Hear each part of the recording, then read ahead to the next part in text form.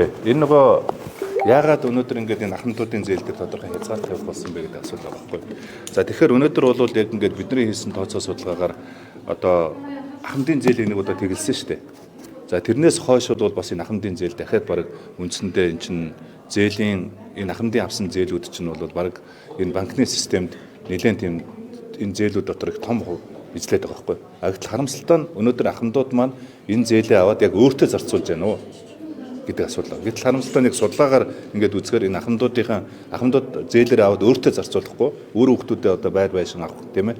За ингээд өөр хүүхдүүдийнхээ сургалтын зээлийн төлөвийг төлөх. Эсвэл хүүхдүүдийнхээ авсан зээлийг дахиж төлөх гэдэг ийм яг зориултын бусаар их ашиглаж байгаа юм байна. Тийм ээ. Ийм асуудал үүс. Тэгэхээр өнөөдөр ямар асуудал үүсчихэд байна вэ гэдэг чинь энэ ахмадын тэтгэвэр чинь өөрөө яг энэ ахмадын амжиргааг дэмжих мөнгө байхгүй. Тэтгэврээр хүн чинь амьдрах хэрэгтэй шүү дээ. Манай нийт ахмадуудын чинь баг үндсэндээ одоо 50 гаруй хувь нь бол энэ доод тэтгэвэр одоо бага тэтгэвэр авдаг тийм. Гэтэл бага тэтгэвэр авж байгаа мөртлөө авж байгаа бүх тэтгэврүүдээ одоо барьцаалаад ингээд зээл авчдаг бол их олон мянган ахмадуудыг эрсдэлд оруулж байна гэдэг нэг ийм зүйлүүд ахмадууд өөрсдөө ярьсан. Тэгээ ахмадын тухай хуулиар бол энэ зохицуултуудыг хийх тийм ээ. Ахмадын одоо зээлийг ахмадын тэтгэврийг барьцаалж үр хүүхдүүд нь аав ээж нартай өвөө эмээ нартай мэддэхгүй зээлүүдийг авч ашигладаг ийм гэмт хэрэг зөндөө гарлаа шүү дээ. Тэгэхээр энийг хаах зайлшгүй шаардлага байна гэдэг асуудал. За тэгэд энийг одоо Монгол банктай ярьж байгаад ямар шийдлүүд хийх вэ гэж нэг шийдлүүд бас ярьсан. Тэгэхээр энэ бол жаахан хатуутсан байна. Бас энэ чинь тодорхой үе шаттайгаар жаахан зөөлөө явахгүй бол жаахан хатуутсан шийдвэр гэдэгтэй бол Монгол банк зөвшөөрсөн. За энэ бодлогоо бид нэр эргэж харах хэрэгтэй байна.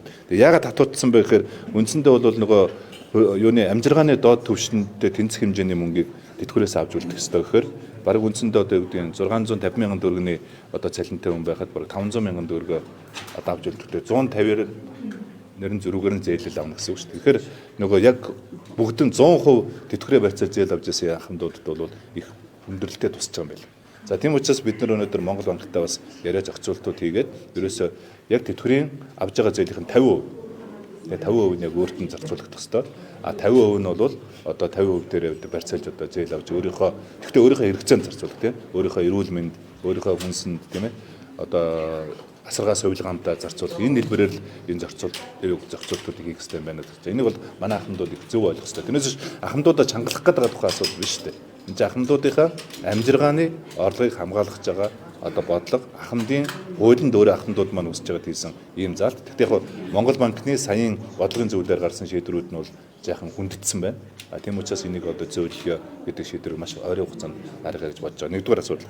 За хоёрдугаар асуудал бол бид нар цаашдаа бид нар ахмадын зээлийн хүүг одоо бууруулах ямар боломжууд байна вэ гэдэг арилжааны банкуудтай ярьж байна. За арилжааны банкуудтай ярьж байна гэдэг нь юу гэсэн үг вэ гэхээр бид нар одоо тэтгэврийн сангийн тодорхой чөлөөт мөнгө үйлдвэрлэлүүдийг бид нар арилжааны банкуд дээр сая хадгалууллаа шүү дээ. Жилийн 15%-тэй бид нар хадгалуулж байна тийм. Гэтэл харамсалтай нь өнгөрсөн хугацаанд энэ тэтгэврийн сангийн одоо чөлөөт мөнгө үйлдвэрлэлд жилийн 3%-тэй байлгажсэн байхгүй юу? Жилийн 3%-тэй. Тэ? Уг нь бол жил бүхэн энэ чинь бид нар хамгийн багадаа 12-оос 13%-тэй хадгалуулсан бол жил бүхэн 70-80 тэрбум төгрөгийн хүүгийн орлого олох байсан. Тийм ээ? Одоо энэ жил бид нар 108 тэрбум төгрөгийн хүүгийн орлого олно.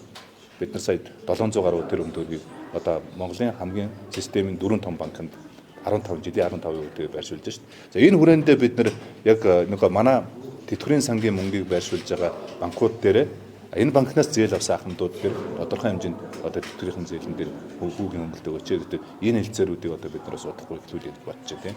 Тэгэхээр энэ дээр бол цаашдаа одоо би яг маргааш ахмадын зээлийн хүү ийм хөвтэй буучна гэж хэлж чадахгүй. Энэ бол тодорхой хэлцээрээр явна. Нэгдүгээр, хоёрдугаарт бол одоо тодорхой энэ чинь макро эдийн засгийн бас энэ инфляц мэтэртэй бас уялдсан шүү дээ тийм ээ. Зээлийн үе тогтох чинь бас энэтэй уялдаад шүү дээ тийм. За гуравдугаарт бол бас нэг давуу тал гарсан нь бол энэжлээс ахуулаад энэ ахмадын тэтгэврүүдийг бид нар үнийн инфляцтай уялдуулж индексжүүлсэн шүү дээ. Одоо өнгөрсөн жил бол ахмадын тэтгэвэр 6% нэмэгдсэн тийм. Ягаад 6% нэмэгдсэн гэхээр өнгөрсөн жилийн инфляц 6 байсан учраас. Тэгэхээр энэ хүрээндээ одоо ингээд бид нар энэ ахмадын тэтгэврийн асуудал, ахмадын одоо зээлийн хүүний асуудлуудыг бас ингэж их зөв шийдлүүд гаргах хэрэгтэй юм байна. Тэгэхдээ хамгийн гол нь цаг хугацаагаар шахуулж эсвэл нэг хэсэг хүмүүсийн одоо ингээд нэг ийм санаатай зохион байгуулалтаа жагсаа цуглаанаар асуудал шийдэгдэх гэж байхгүй шүү дээ. Нийт Монгол улс ч одоо тэтгэвэр авж байгаа 508 мянган хүн байна. 508 мянган хүнээс одоо бүрэн тэтгэвэр авж байгаа одоо 380 мянган орчим ахмадууд байна шүү дээ.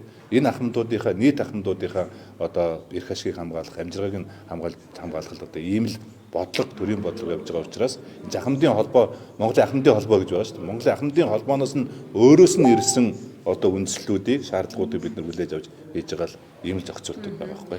Хугацаатай холбоотой бас юу гэх зээлийн хүү ер нь хэр хуваар буурах боломжит нөхцөл байна. Би одоо тэр яг ингэж би худлаа одоо болоогүй хилцээрийг араагүй үр дүнг одоо төсөөлж ярьж төдөө хуваар буурна гэж би ахмадууд хэд юм хүлээлт үүсгэмээргүй.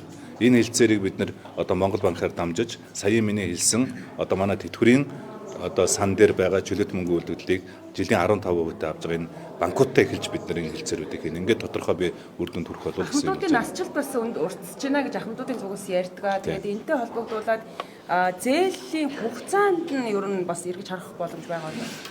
Ер нь энэ ахмадуудын одоо тэтгэвэр барьцаасан зээл гэж ер нь бус тус оронд байдаг юм шүү дээ. Энэ чи ер нь хар зээл гэж нэрлэдэг шүү дээ. Тэгэхээр ер нь ингээд манай ахмадууд одоо бас ингээд нэг юм мэдээж одоо тэтгэвэр бага байгааг ойлгож байна. Мэдээж тэтгэвэр өндөр бол хэн бүхэн одоо ингээд нэг энэ тэтгэврийнхаа барьцаалаа зээл аваад авахгүй нь ойлгомжтой. Тийм учраас одоогийн удахгүй байгаа одоо бид нар удахгүй улсын хурал дээр оруулах байгаа энэ тэтгэврийн шинжилэл, нийгмийн даатгалын энэ шинжиллийн хүрээнд ахмадууд нэг усүрээс одоо их усүрээс тэтгэвэр авдаг биш тийм ээ. За одоо ингээд суур тэтгэврийн тогтолцоог бид нар нэвтрүүлэхээр судалж байна. За одоогийн шимтгэл суурилсан буюу ажилсан жилээс шалтгаалсан тэтгэвэр, хувийн тэтгэврийн тогтолцоог одоо ингээд бүрдүүлэх гэж шүү дээ. Тийм учраас ахмадууд маань тэтгэврд гарахаар тэтгэвэр нь амьдралд нь хүрэлцээцгүүц байгаль одоо авдаг юм тэтгэвэр авдаг тэр тогтолцоог өөрчлөлтийг л одоо бид нар хийх гэдэг шүү дээ. Тэгэхээр энийг л одоо их зөв ойлгож одоо асуудалд нэг жаахан гултаа суурьтай сэтгэлийн хөөрөлгүйгээр л одоо би хандаасаа л гэж хүсэж байгаа шүү дээ. Хүүхдийн фондны мөнгөн дээр асуух юм байна. Өмнө нь нөгөө одоо жишээ нэлээд олон жил явсан гэхдээ захиран зарцуулга их нь одоо төсвийн тухай хууль дээр хагдсан. Энэ одоо яг яаж шийдвэрлэх вэ? Ерөөсөө ийм юм байлаа. Төсвийн одоо эн чинь 21 онд анхын сан дахиж энэ фонд үүсгээд нэг одоо Хэро Баатар тийм ээ.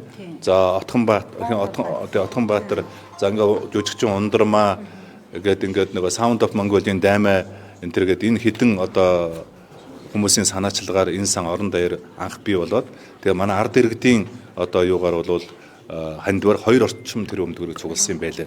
2 тэрбум. За энэ дээр үндэслээд жил бүхэн 21 оноос хойш нөгөө Азийн дугаар, машины Азийн дугаараас ирсэн мөнгийг энэ хүүхдийн төлөө фонд одоо төвлөрүүлдэг болсон. Тэгээд үндсэндээ бол одоогийн үйлдэгдэл бол 25 тэрбум байна. 25 тэрбум байна одоогийн үйлдэгдэл. Гэтэл харамсалтай нь өнөөдөр энэ 25 тэрбумыг зарцуулъя гэхээр энийг нөгөө төсвийн нэг хэсэг болгоцсон байсан юм байна. Тийм учраас бол энэ чинь төсвийн нэг хэсэг биш шүү дээ. Энэ бол хүмүүсийн хандив байхгүй. Тийм учраас одоо сая засгийн газрын журам дээр өөрчлөлт хийгээд энэ бол төсвийн нэг хэсэг учраас бол фонд өөрөө одоо захиран зарцуулах эрхээ авч байгаа. За хоёрдугаар асуудал бол энийг өмнө одоо зөвхөн нөгөө нэг олон улсын уралдаан тэмцээнд одоо амжилт гаргасан хүүхдүүдэд л одоо шагнал олгодог байсан. За энийг одоо бид нэр өөрчлөөд одоо жишээ нь юу гэдэг юм хүүхдийн байгууламжид тийм ээ хөрөнгө оруулалт хийя. За магадгүй одоо энэ хүүхдийн цуслангуудыг одоо сэргээхэд том одоо засварын бүтээн байгуулалтад нь одоо хөрөнгө оруулалт хийя. За хөгжлийн бэрхшээлтэй одоо хүүхдүүдийн одоо энэ эмчилгээ сувилгаанд бас тодорхой мөнгө зардаг болёо тий. Гэх мэтлэнгээр ингээд ийм нэлээд уян хатан одоо болгож байгаа гэсэн үг. За өчигдөр ерөнхий сайдын хийсэн үндэсний одоо зөвлөлтөөр бол нэг шийдвэр гарсан нь бол энэ дан ганц одоо ингээд энэ хүүх юуны машины Азийн дугаараас орлого олохоо болёо. Ерөөсөө энэ хүүхдийн сангийн фондын сангийг арвижуулдаг олон их усүрэгтэй болъё. Тийм ээ, олон их усүрэг. За жишээлбэл одоо аж ахуйн нэгжийн орлогын албан татврын 1% аж ахуйн нэгжтэй үлддэг болсон шүү дээ, тийм ээ. Тэгэхээр тэр аж ахуйн нэгжийн 1%-ийг одоо аж ахуйн нэгж хүсвэл одоо энэ хүүхдийн төлөө үүсэд хандив өргөхөд энэ хүүхдийн төлөө фондын нэг их усүр болгоё. За хамгийн түрүүнд өнөөдөр цугласан байгаа энэ 25 тэрбумаар одоо нэг томоохон одоо бүтээн байгуулалтын ажлууд хийя. За өнөөдөр манай Элдв очир кино театр маань байхгүй болсон. Хүүхдийн Бамбрууш кафе маань байхгүй болсон. Жаргалан кафе маань байхгүй болсон. Хүүхд залуучдын театр маань хаан банк болсон тий. За ийм учраас бол хуучин өмнө байсан одоо мэдээж яг социализмын үед байсан хүүхдийн ордон, хүүхдийн урлан бүтээгдэхүүн, залуу техникчдийн ордон, залуу байгальчдын ордон гэдэг ингээд хүүхдийн төлөө фондор чинь баг яг 70-аас 80 онд чинь 200 гаруй одоо томоохон бүтээн байгуулалтын ажлууд хийж исэн юм байна. Тэгэхээр тэр хүрээндээ ерөөс нь хүүхдийн төлөө фонд гэдэг тэр хүрээндээ сэргээ. Тэгээ хүүхдийн төлөө фондороо яг алдагдсан одоо энэ өмч хөвчлөөр алга болцсон байгаа тий. Энэ бүх асуудлуудыг одоо сэргээх хамгийн том бүтээн байгуулалтууд бол хүүхдийн одоо шинжлэх ухааны парк, тань мэдгүй шинжлэх ухааны паркийг одоо энэгээр байгуулъя. Цаашаа хүүхдийн номын сангаа байгуулъя. Хүүхдийн театраа байгуулъя тий. Ийм маягаар одоо ингээд ийм олон хэсэг хуваагаад ингээд нэг одоо найрамдлын засварч гэдэг юм уу те ингээд тавьчихдгүү ингээд томоохон жил бүхэн яг энэ хүүхдийн төлөө санд цугласан мөнгөөр жилд нэг удаа энэ томоохон бүтээн байгуулалтуудын ажлуудыг хийя л гэсэн ийм л одоо юу гарч байгаа шүү дээ те. Таны боловсролын зээл